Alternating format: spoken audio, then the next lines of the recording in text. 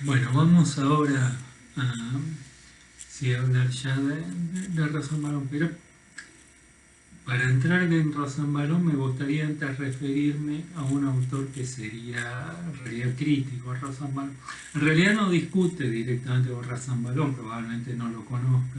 Este autor es Steven Swan, es un miembro lejano de la escuela de Cambridge, que en realidad está discutiendo con Connell y otros autores anglosajones también, que planteaba la idea de la eh, essential contestability, sería la refutabilidad esencial de los conceptos, que todos los conceptos políticos son esencialmente refutables, indeterminados, que no se puede, que no se los puede definir, ¿no?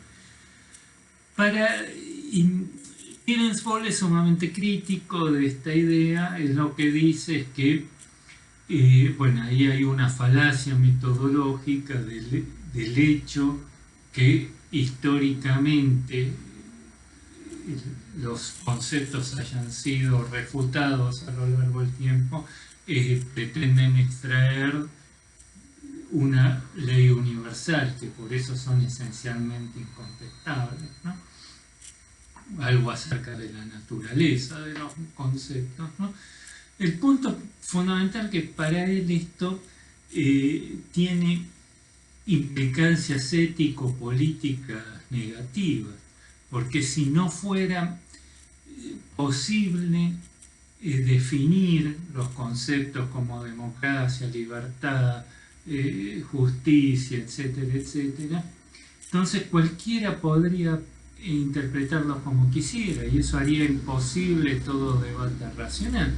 Cada uno piensa lo que quiere y no habría forma de debatirse en torno a esos conceptos. Hay que,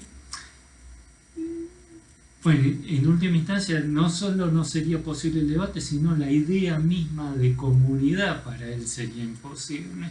Viviríamos en un mundo solipsista, donde cada uno vive sumergido en sus propias ideas sin comunicarse ninguno con otro, ¿no?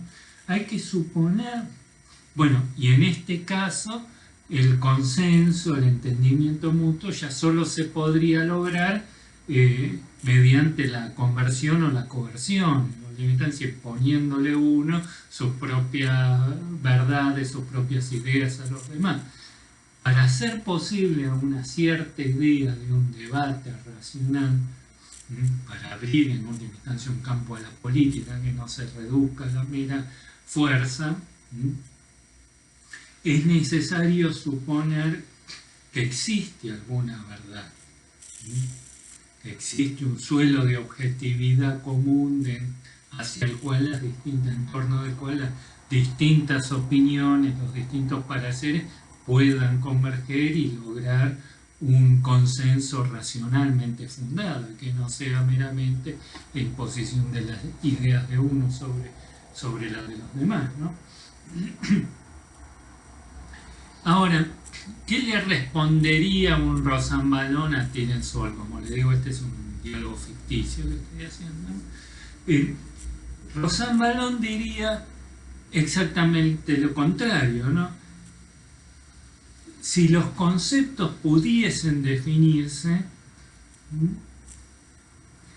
entonces ya el diálogo tampoco tendría sentido, porque habría que confiar a los expertos entonces que nos digan cuál es ese verdadero sentido de las ideas de democracia, justicia o libertad o lo que fuera.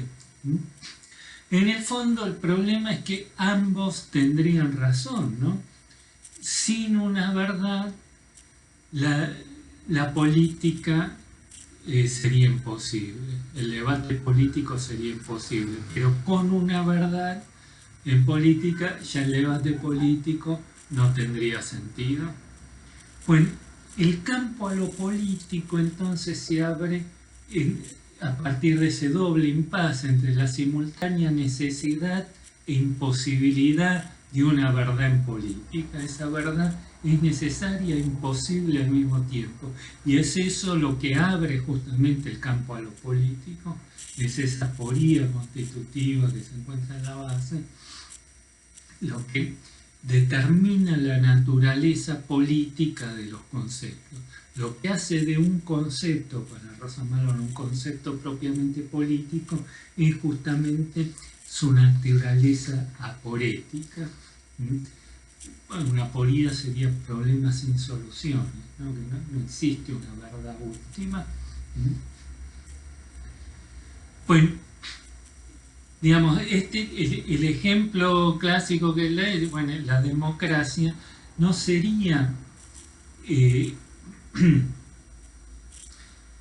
digamos, hay un problema acá que algo que ocurrió muy recientemente, recién en el siglo XX, yo diría incluso en la segunda mitad del siglo XX,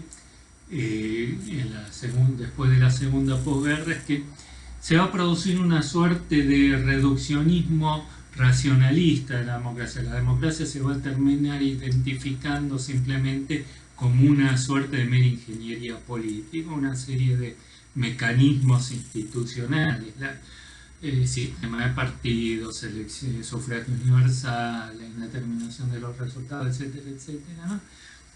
Pero en su sentido original, que es como índice de la soberanía popular, en realidad la democracia no remite a ningún conjunto de principios o máximas, instituciones que pudiesen listarse, sino que básicamente designa un problema, una aporía, que es la aporía fundante, ¿no?, de la modernidad, que es, bueno, perdida ahora toda instancia trascendente.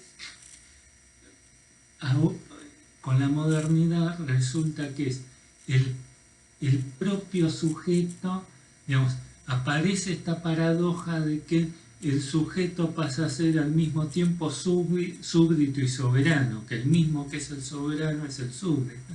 Como en el antiguo régimen, para que haya soberano debía haber súbditos y viceversa, que el mismo que es el súbdito sea el soberano es un contrasentido. Aparece como un absurdo lógico, ¿no? Y de hecho la idea de democracia va a aparecer como tal, como un absurdo durante mucho tiempo. Y si lo pensamos, efectivamente es un absurdo el concepto de soberanía popular. Nosotros, digamos, no lo aceptamos porque desde que nacimos escuchamos eso, pero no tiene ninguna lógica el concepto. Bueno, básicamente Rosa Malone lo que quiere es discutir, ¿no?, contra las teorías. Bueno, él dice, no se trata de hacer una historia de los modelos, sino de los problemas. Y lo que busca es confrontar con estas teorías más normativistas que pretenden imponerle una normatividad como si ellos creyeran, como tipo Habermas o Rawls, encontrar alguna verdad de la democracia, de la justicia, etc. Y en última instancia lo que hacen es perder de vista justamente aquello que define estos conceptos como conceptos propiamente políticos, que es su naturaleza profundamente aporética, ¿no? Y terminan reduciendo todos los problemas a una mera cuestión práctica, ¿no?, de cómo aplicar esos conceptos a la realidad. Si hay problemas en política es porque el ideal siempre es inalcanzable y nunca se puede realizar completamente en la realidad, pero nunca se cuestiona en el ideal mismo, digamos, la posibilidad misma. Digamos, todos los problemas son de índole práctica, pero no habría ahí ningún problema de orden propiamente conceptual. Lo que busca señalar esta perspectiva de Rosa Malone es más bien la naturaleza profundamente dilemática, problemática, y los problemas son ya no meramente de orden práctico, fáctico, sino problemas profundos de orden conceptual, y que son esos los que definen justamente, los que abren el campo a la política, ¿no? Bueno, y él va a encontrar en este texto 4 grandes núcleos problemáticos, ¿no?, que son los que tensan, los que tensionan todo el debate político, articulan todo el debate político. Ahora, en realidad, En Rosanvallón hay varios problemas, ¿no? También, como suele ocurrir en estos autores. No me voy a detener en este caso demasiado. Pero, bueno, les cuento una anécdota, ¿no? Una vez cuando vino acá a la Argentina, ¿no? Bueno, me invitaron a participar de una charla con Rosanvallón y le planteo esto, ¿no? Que lo siguiente, ¿no? Que él dice que hay que, como vimos acá en este texto, que es la conferencia inaugural de su cátedra en el Collège de France, dice que no hay que hacer una historia de los modelos, sino una historia de los problemas. Pocos años después, él escribe un libro que se llama El modelo político francés. A ver, creo que lo tengo por acá. Si me dan un minuto se lo traigo. Bueno, acá está. ¿Ven? Le digo, ¿cómo es esto? Dice que no hay que hacer una historia de los modelos y en los 2 años publico un libro que se llama El modelo político francés. Bueno, y la respuesta que me da es bastante vaga. Me dice, no, en realidad fue el editor que me impuso el título. Pero no es solo un problema del título, ¿no? Sino, bueno, el subtítulo, es todo el libro y también el subtítulo es muy claro en este sentido. Se llama La sociedad civil contra el jacobinismo. Para él, en última instancia, toda la historia política francesa va a ser una lucha entre estos dos grandes modelos, entre liberalismo y jacobinismo, entre sociedad civil y organicismo. Nuevamente, la vieja dicotomía entre la libertad de los antiguos y la libertad de los modernos, o la libertad negativa y la libertad positiva, entre mecanicismo y organicismo, ¿no? Él vuelve a caer en los marcos de la historia, porque él, en el fondo, no termina de distinguir del todo bien entre una aporía y una contradicción, que es lo que me gustaría ver ahora, ¿no? Entonces yo lo que voy a agarrar, retomar las 4 aporías que él toma, pero darles un sentido más preciso, mostrar hasta qué punto se tratan de aporías y no meras contradicciones como él tiende a imaginarlas, ¿no? Por eso la formulación que él hace acá no termina de ser del todo consistente, ¿no? Yo los voy a reformular un poco, no parto de lo que él dice, pero lo voy a reformular. Bueno, la primera en realidad es bastante clara, creo que es la más lograda de las 4 que él señala, es lo que podríamos llamar son los equívocos fundantes. Él habla de la modernidad.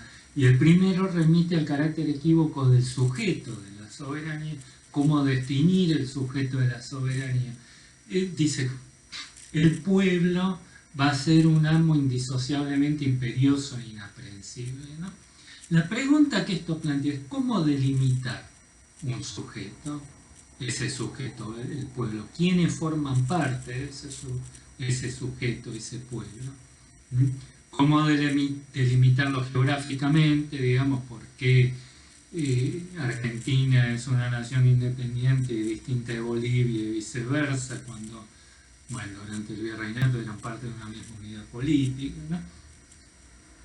Cómo establecer los límites y también cómo quiénes de ellos forman legítimamente parte o no de ese pueblo, aún en el interior de esa frontera.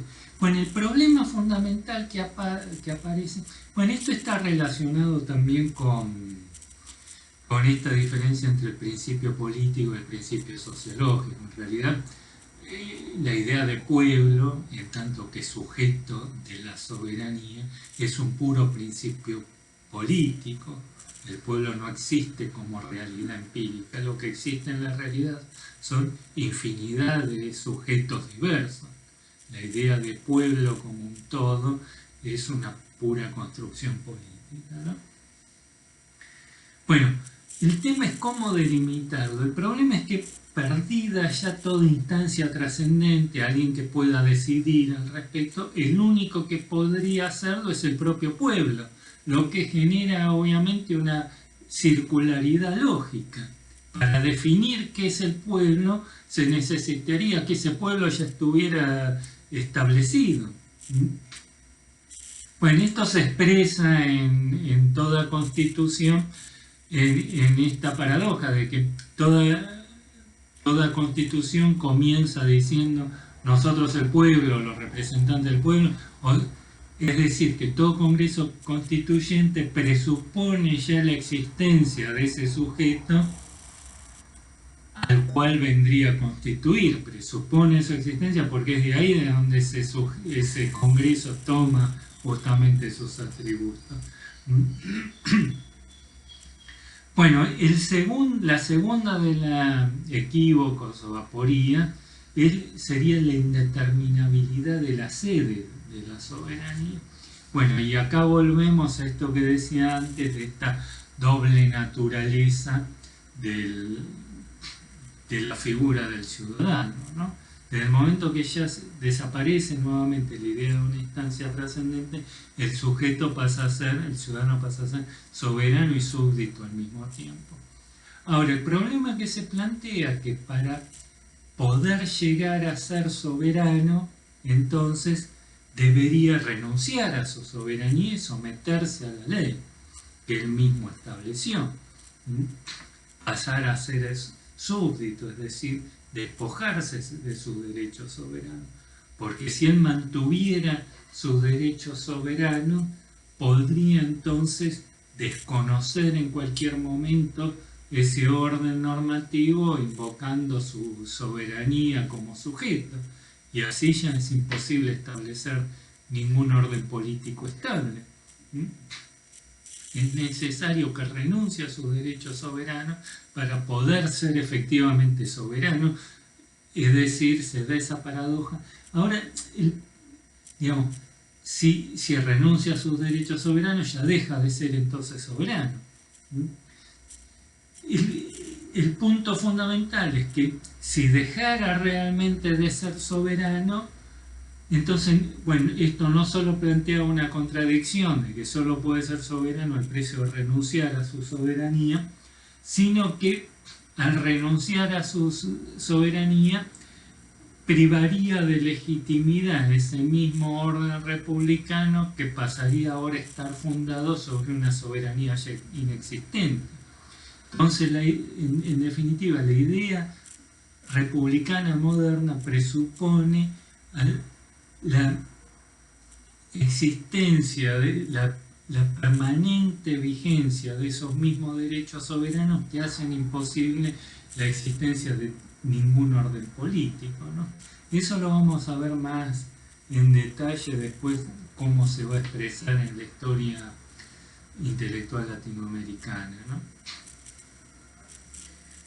Bueno, el otro es la incertidumbre relativa a los fundamentos de la soberanía, lo que va a explicar el doble nacimiento de la política moderna, ¿no?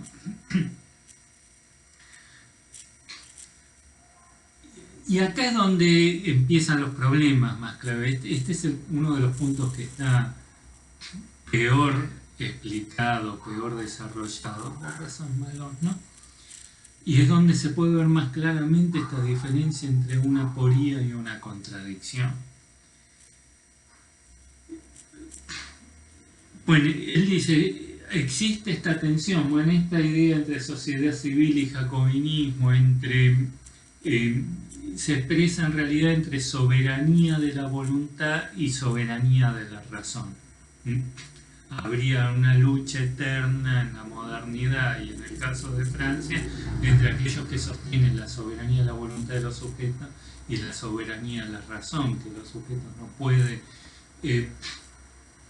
no se pueden, digamos, no toda norma, por más que obedece a la voluntad de los sujetos, es por ello legítima si no obedece a ciertos principios racionales, ¿no?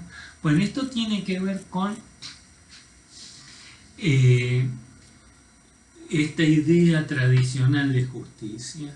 En el antiguo régimen, ¿no?, como ya lo dijimos, había una idea trascendente de justicia, cierto orden natural establecido por Dios y que es independiente de de la voluntad de los sujetos porque se encuentra inscrito en la naturaleza misma de las cosas. Digamos, asesinar está mal por más que la mayoría esté a favor del asesinato.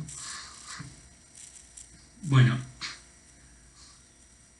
cuando se quiebra esta idea trascendente de justicia, aparece que esta idea de que son los sujetos los que deben dictaminar ellos mismos las normas según las cuales van a regular su convivencia colectiva.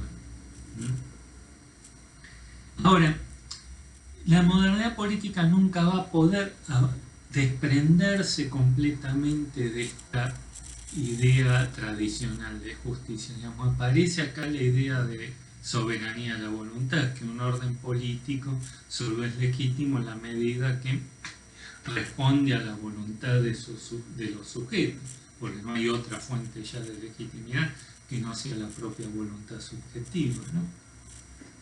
Ahora, esta idea de soberanía de la voluntad, ya les digo, nunca va a poder desprenderse completamente de una cierta idea objetiva de justicia. ¿Por qué? Porque tampoco, bueno, nosotros solemos hablar de la soberanía de la voluntad porque efectivamente esa es la base sobre la que funciona todo nuestro sistema político, pero en realidad nosotros mismos, si lo pensamos bien, no estaríamos todos del todo de acuerdo con eso. Por ejemplo, bueno, espero que sea así además. Si hay alguna ley, por ejemplo, que resulta discriminatoria contra un sector de la sociedad, contra negros, judíos, no sé, homosexuales, contra lo que fuera, nosotros no aceptaríamos que esa ley fuera legítima, aun cuando la mayoría en un plebiscito votara a favor de esa ley. Porque nosotros pensamos que hay también ciertos derechos humanos inherentes, naturales, que están en juego y que son objetivos también, independientes de la voluntad, que ninguna voluntad subjetiva puede trastocar esos derechos naturales o derechos humanos. Ahora, el problema que surge ahora, ¿no? En última instancia, esta idea de derechos naturales es una herencia de la idea tradicional de justicia, ¿no? Nace de ahí históricamente.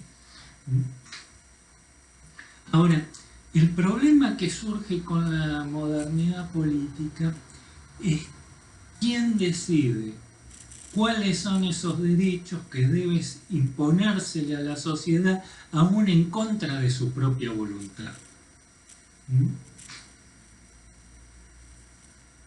Digamos, ¿qué es lo que tenemos acá? Por un lado, la soberanía de la razón es contradictoria con la soberanía de la voluntad, porque la voluntad ya no sería soberana. Hay ciertos principios o normas donde esa soberanía termina, que no puede transgredir. Ahora, la soberanía de la razón no puede ya sostenerse sin invocar la soberanía de la voluntad, ya que no hay otro sujeto habilitado para dictaminar cuáles son esos principios racionales, esos derechos humanos universales, que no sea la propia voluntad de los sujetos de establecerlo. E inversamente, la soberanía de la voluntad es lo opuesto, como decía, a la soberanía de la razón, porque no puede sostenerse sin invocar permanentemente a la soberanía de la razón. ¿Por qué? Porque se supone que la soberanía de la voluntad es ella misma resultado de un derecho humano inherente. Si desapareciera la idea de derechos humanos, también se caería la idea de soberanía de la voluntad. En última instancia, ambos son contradictorias pero indisociables entre sí. Se contradicen y al mismo tiempo se presuponen, porque si ambas no pueden coexistir, pero una sin otra tampoco puede existir. Son necesarias digamos, una necesita a la otra y al mismo tiempo una destruye a la otra, ¿no? Bueno, esa es la diferencia entre una aporía y una contradicción. Una contradicción supone que hay cierto... ¿Por qué existe la política? ¿Por qué existe el antagonismo, la lucha política, el debate político? Simplemente porque hay unos que están a favor de la sociedad civil y otros del jacobinismo, porque hay unos que están a favor de una cosa y otros a favor de otra. Pero esto no explica por qué, digo, eventualmente si todos se pusieran de acuerdo se termina el antagonismo. Esto no explica ese mismo antagonismo, simplemente se explicaría por diferencias subjetivas, por una cuestión psicológica o ideológica, o lo que fuera. Pero no hay, digamos, esta es la diferencia entonces, el acceder a esta dimensión apolítica es entender aquello que yace más allá del antagonismo político, con las contradicciones, y que abre justamente el juego a las contradicciones. Digamos, lo que nos muestra es la inconsistencia constitutiva del propio campo de lo político, que da lugar entonces a la lucha a nivel de la superficie de ideas, al surgimiento de tendencias contradictorias. Pero si surgen tendencias contradictorias, hay conflicto, enfrentamiento, es porque hay digamos, lo que se trata es de acceder a ese subsuelo de problemáticas subyacentes que hace emerger es el antagonismo y la controversia, el debate, la oposición a nivel de las ideas, ideologías, etc. La aporía nos remite a ese plano más anterior, es lo que produce y esas inconsistencias inherentes del propio campo de lo político. Bueno, y la última de las aporías, que también está bastante mal explicada por Rosanvallon, tiene que ver con los modos de actualización o manifestación de la soberanía, en última instancia la inasibilidad de la soberanía popular, porque nunca se pueden expresar en el plano político institucional. La soberanía siempre excede cualquier plasmación empírica, material, institucional. Bueno, y esto tiene que ver a su vez con la paradoja de la representación, cuando nace la lógica representativa. Hay un texto de Giuseppe Duzzo que se llama Génesis y lógica de la representación, que explica bastante bien eso para cómo nace en el siglo XVII esta lógica de la representación, y es la paradoja de la representación. Bueno, quien define el principio moderno, bueno, ya Hobbes decía, lo que hace, digamos, es la unidad del representante y no del representado lo que hace de la comunidad una, ¿no? Bueno, Sieyès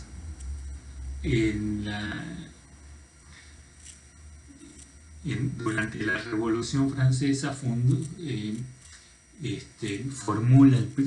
el principio fundamental de la soberanía moderna, ¿no?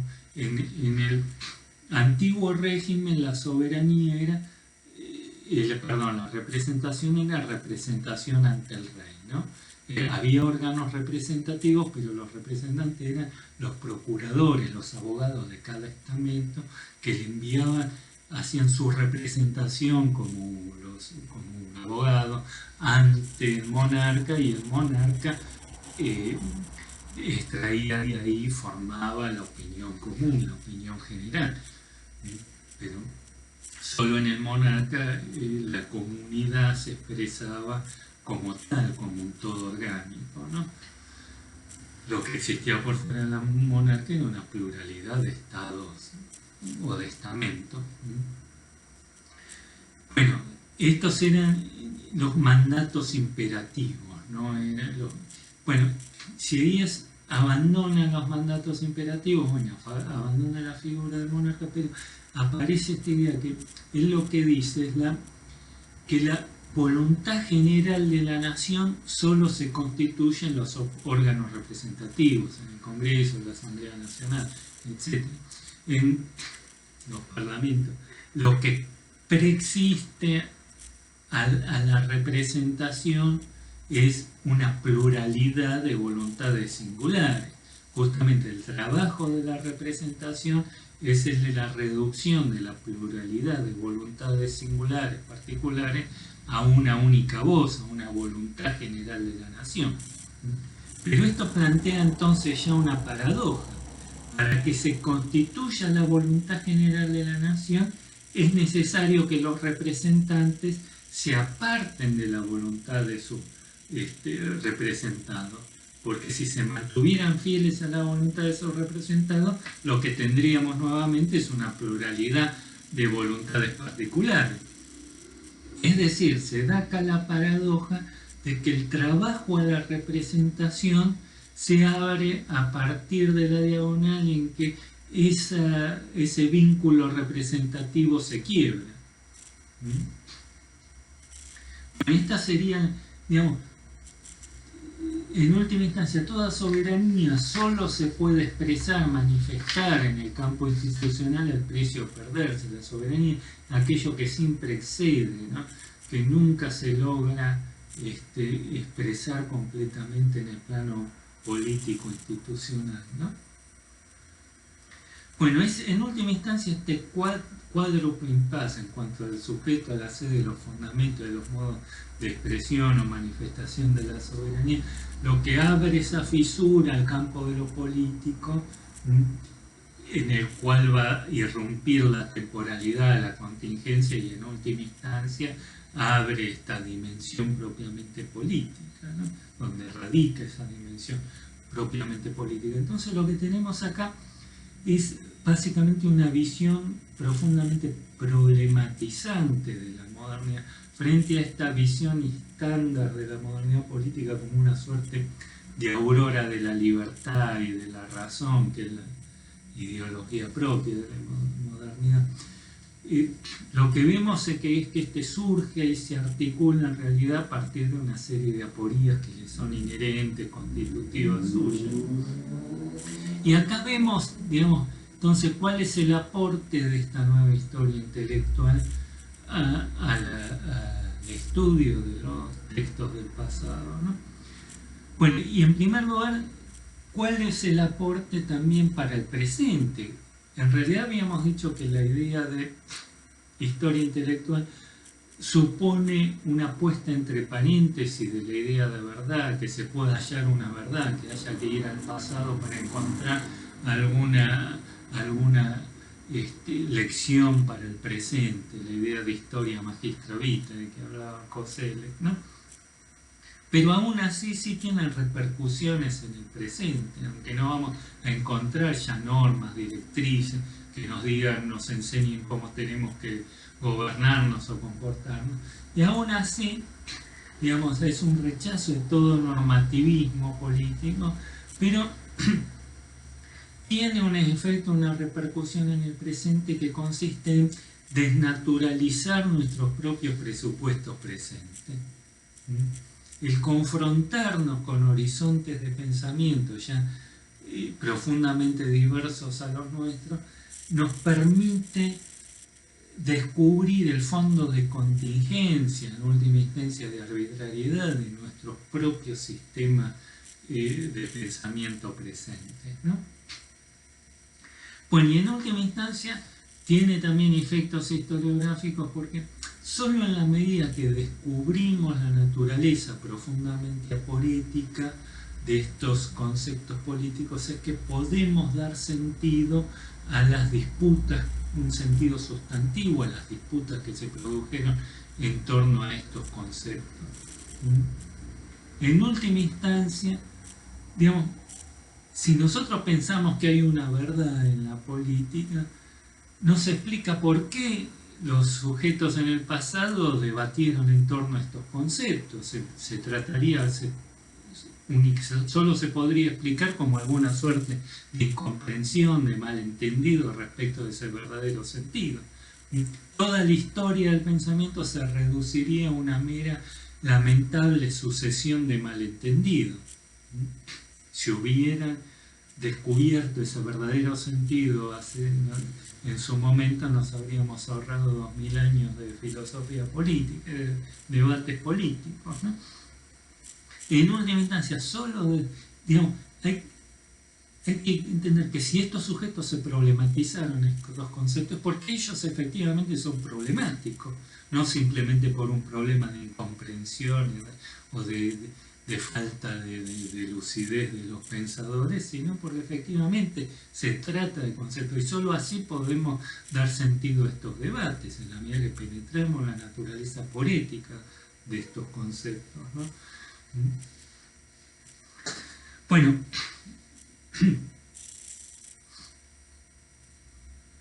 esto supone entonces a su vez un concepto ya muy distinto al de Koselleck acerca de la temporalidad de los conceptos, de la indefinibilidad de los conceptos finalmente, ¿no? Para Koselleck, ¿se acuerdan? Los conceptos son indefinibles porque cambian históricamente. Ahora sería al revés, digamos. No es que son indefinibles porque cambian históricamente, sino que cambian históricamente porque son indefinibles, es decir, porque ningún sistema conceptual logra constituirse, logra nunca su plenitud semántica. Siempre se encuentran desfasados respecto de sí mismos, nunca logran articularse como sistemas lógicamente y racionalmente integrados, ¿no? Y que es eso lo que los abre a la temporalidad. Para entender entonces por qué cambian, por qué hay cambio en la historia intelectual, no se trata de invocar alguna figura trascendente, sino de ver cómo funcionan concretamente en cada contexto estas aporías y cómo es que esas aporías dan lugar al antagonismo político y eventualmente en determinadas circunstancias particulares esas aporías se vuelven manifiestas en el campo mismo de la política, ¿no? Y eventualmente dan lugar a la formación de nuevos regímenes de ejercicio de poder, ¿no? La idea es eso, que digamos, lo que encontramos ahora frente a las teorías anteriores, que la contingencia, la historicidad no es algo que le viene a la historia intelectual desde afuera, sino que es una dimensión, la contingencia es una dimensión inherente, inmanente a la propia historia intelectual, ¿no? En última instancia, la visión de Koselleck es una visión todavía débil de la temporalidad. De la temporalidad, la contingencia es ella misma contingente.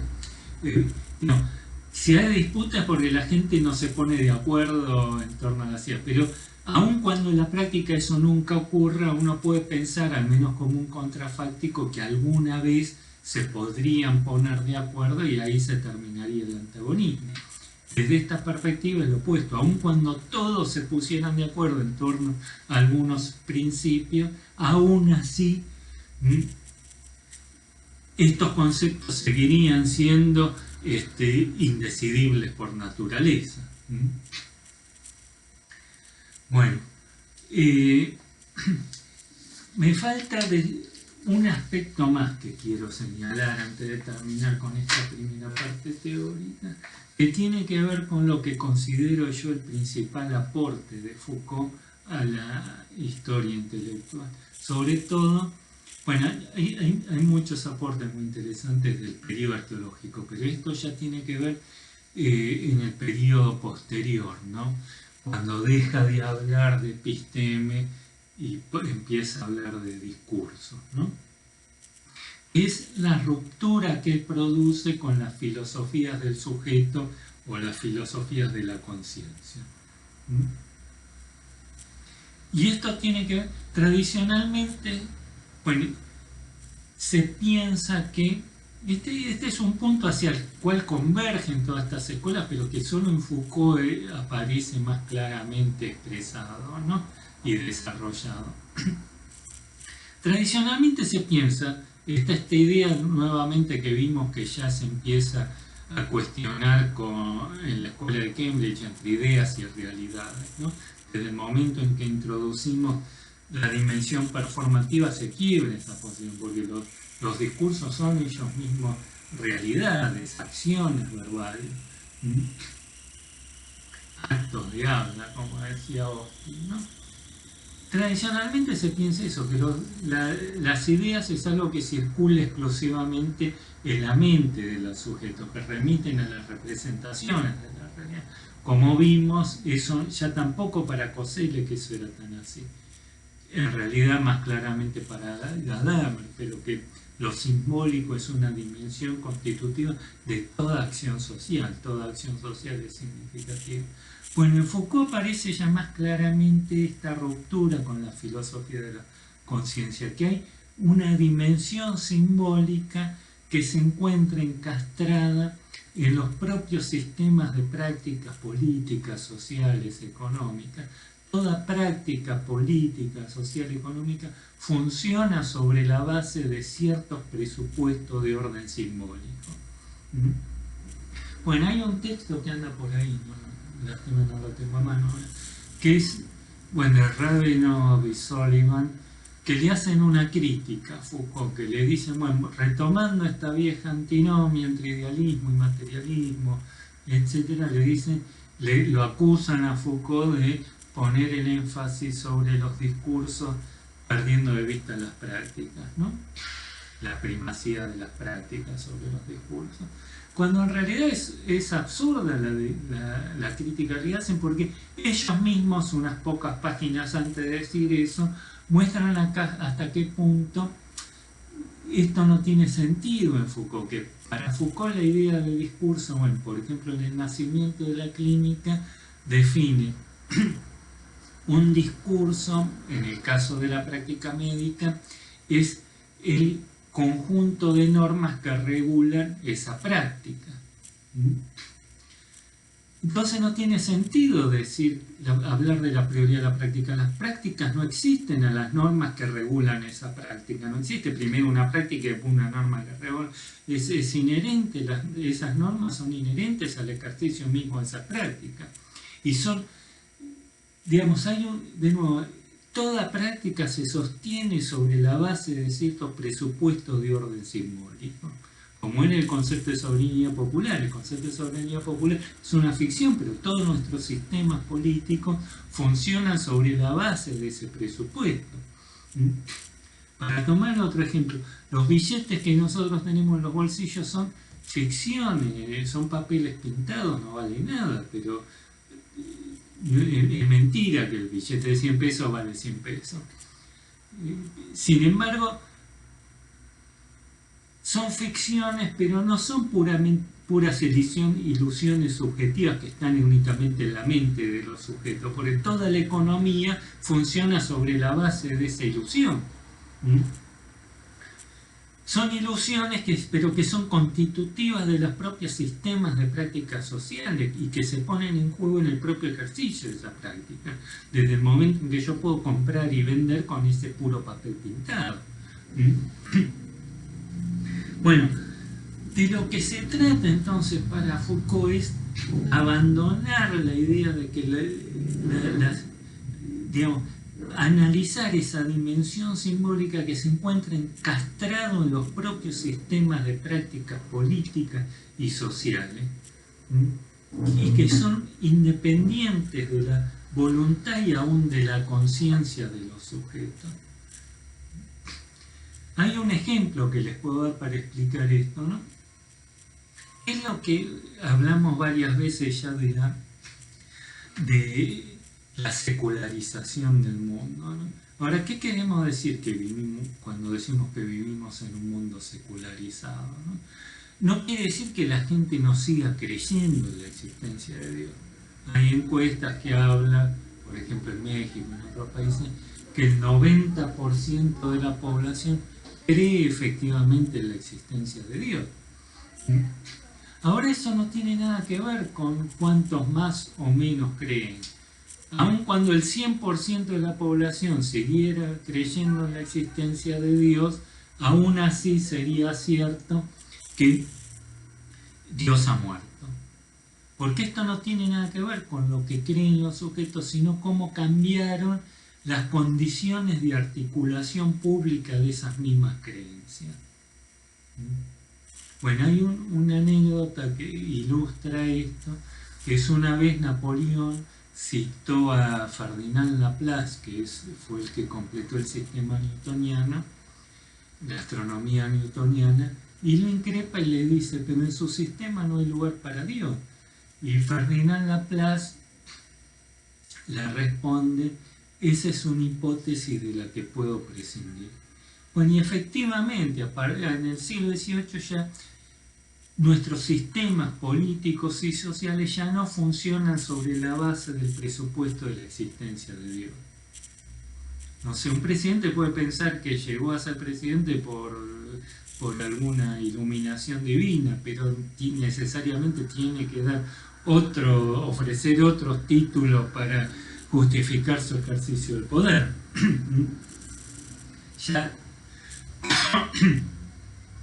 Ya no es, vivimos en un mundo secularizado ya, independientemente de la voluntad y de la conciencia de los sujetos. Yo no puedo resacralizar el mundo como puedo cambiar mis ideas y dejar de ser judío, musulmán, convertirme en cristianismo, lo que fuera. Eso es un cambio objetivo que se da en la realidad y que incluso no necesariamente los sujetos son del todo conscientes de cómo cambiar eso. Digamos, los lenguajes políticos cambian sin pedirnos permiso. Nosotros no sabemos cómo cambió el lenguaje político en los últimos 20 años, mejor de lo que conocemos cómo cambió la economía o la sociedad en estos 20 años. Son cambios que se dan. Bueno, entonces se da esto que desde la perspectiva de la historia de ellas resultaría paradójico, que son cambios de orden conceptual y sin embargo son al mismo tiempo objetivos, que se dan en la propia realidad independientemente de la voluntad y de la conciencia de los sujetos, que no es algo que está en la cabeza de los sujetos, sino que está encastrado en los propios sistemas de prácticas políticas y sociales. Y de lo que se trata de analizar es esa dimensión de realidad simbólica que se encuentra inscrita en los propios sistemas de práctica, propios sistemas de acciones sociales. Bueno, vamos a dejar acá por ahora y ya para la próxima clase seguimos en la parte teórica, pero ya más específicamente lo referido a América Latina, ¿sí? Bueno, nos vemos la próxima.